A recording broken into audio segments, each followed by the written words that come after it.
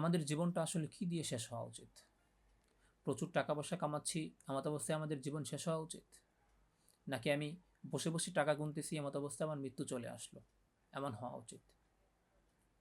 আমি মৃত্যুশয্যায় শোয়া, শুয়ে শুয়ে ভাবছি যে অমুক জায়গায় আমার এখনও একটা ব্যবসার ডিল করা বাকি, এমত অবস্থায় আমার মৃত্যু চলে আসলো।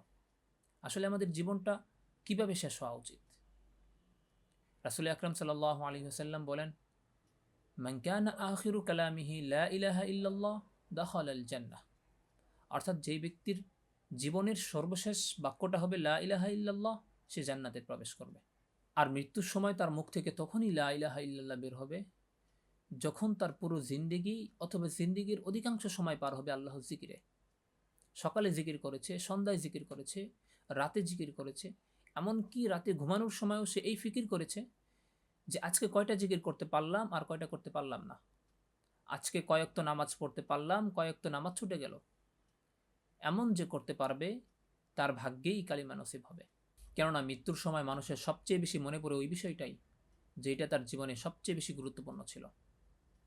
তার অন্তরে যদি টাকা পয়সার প্রেম থাকে, স্ত্রী সন্তানের প্রতি ভালোবাসা বেশি থাকে আল্লাহ এবং তার রাসূলের চেয়ে, তাহলে মৃত্যুর সময় তার টাকা পয়সার কথা মনে পড়বে, স্ত্রী সন্তানের কথা মনে পড়বে, আল্লাহর জিকিরের কথা মনে পড়বে না।